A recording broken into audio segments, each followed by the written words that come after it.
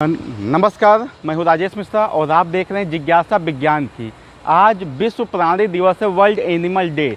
87 लाख जीव जंतु, जी हाँ, पृथ्वी पे वैज्ञानिकों का अनुमान है कि 87 लाख जीव जंतु हैं, जिनमें से बहुत की खोज ही नहीं हो पाई और बहुत से खोज होने के पहले विलुप्त हो गए। तो ये थी संख्या पृथ्वी पे जीव जंतुओं की। और अगर हम भारत की बात करें तो भारत के संस्कार में जीव जंतुओं का प्रेम है। अगर आपने किसी भी भगवान की फ़ोटो देखी होगी तो उस फोटो में या भगवान के साथ किसी न किसी जीव जंतु की भी पूजा होती है, उनका चित्र रहता है। रामायण का मुझे एक किस्सा याद आ रहा है कि जब भरत जी श्री राम से मिलने जंगल में आए तो राम जी ने उनसे पूछा कि क्या तुम्हारे आने से या तुम्हारे सैनिकों के आने से किसी पेड़ पौधे को काटा तो नहीं गया, किसी जीव जंतु को नुकसान तो नहीं हुआ। ये बातें, ये चीज़ें हमको बताती हैं कि हमारे संस्कार में, भारत के संस्कार में, भारत की संस्कृति में जीव जंतुओं से प्रेम है। अब बात हम करते हैं गौवंश की। मेरे साथी हैं सौमित्र शुक्ला, बचपन के दोस्त हैं जिनको गौवंश से बहुत प्रेम है। हम जब बात करते हैं गौवंश की तो हमारे दिमाग में तुरंत आता है छुट्टा गौवंश, लेकिन जब बात हम छुट्टा गौवंश की करते हैं तो उनमें वही गौवंश हैं जो आर्टिफिशियल इंसेमिनेशन से ज़्यादा दूध पैदा करने के लिए पैदा कराई जाती हैं।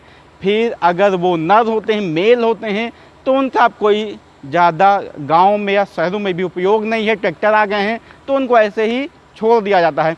लेकिन हम जब बात करते हैं गौवंश की तो उसमें दो वैरायटी होती हैं, देसी, इंडिजिनस या एग्जॉटिक।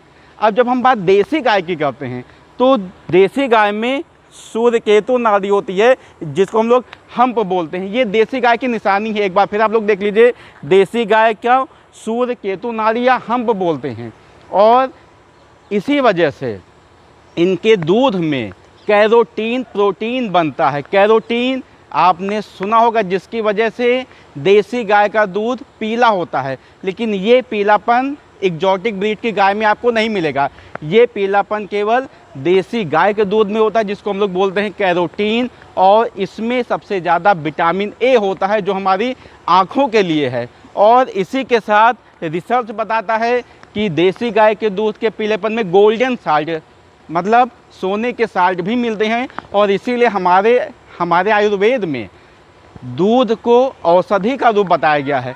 लेकिन हम जब बात करते हैं एग्जॉटिक ब्रीड की, जिनको केवल दूध के व्यापार के लिए ही पाला जाता है, उनके दूध में BCM7 होता है जो एक तरीके का केमिकल है या स्टेरॉयड है।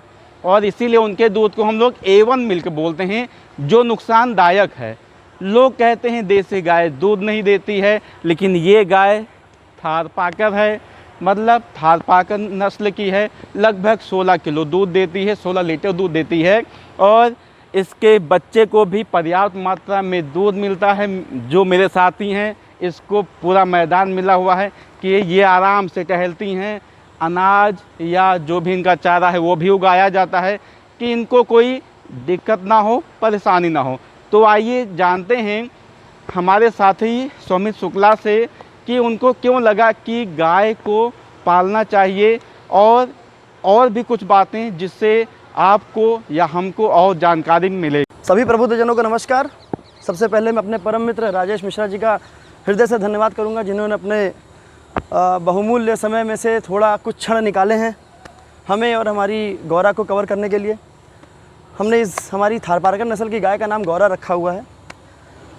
सबसे पहले तो बस मैं यही कहना चाहूँगा कि आजकल गाय पालना लोगों ने एक व्यवसाय के तौर पे ही रखा हुआ है।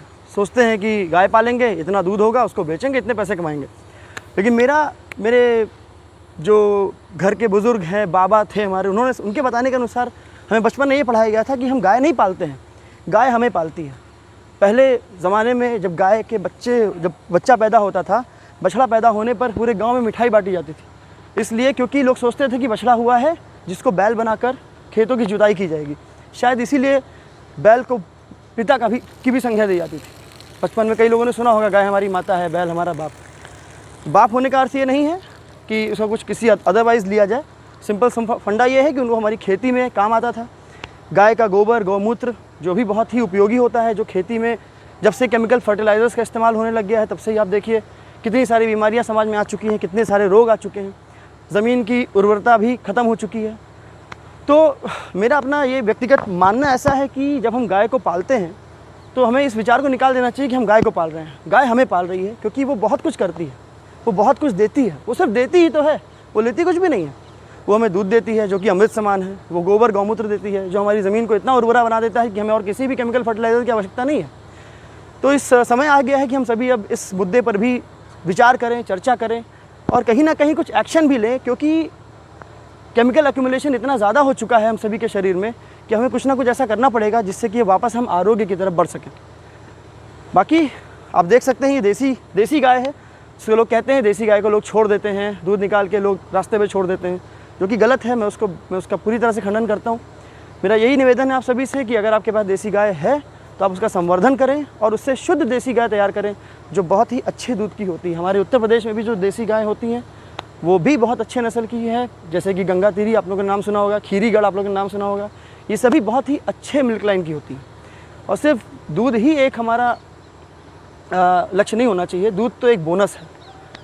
जो सुख, जो आनंद गौपालन में है वो शायद वो आपको करके ही पता चलेगा। धन्यवाद।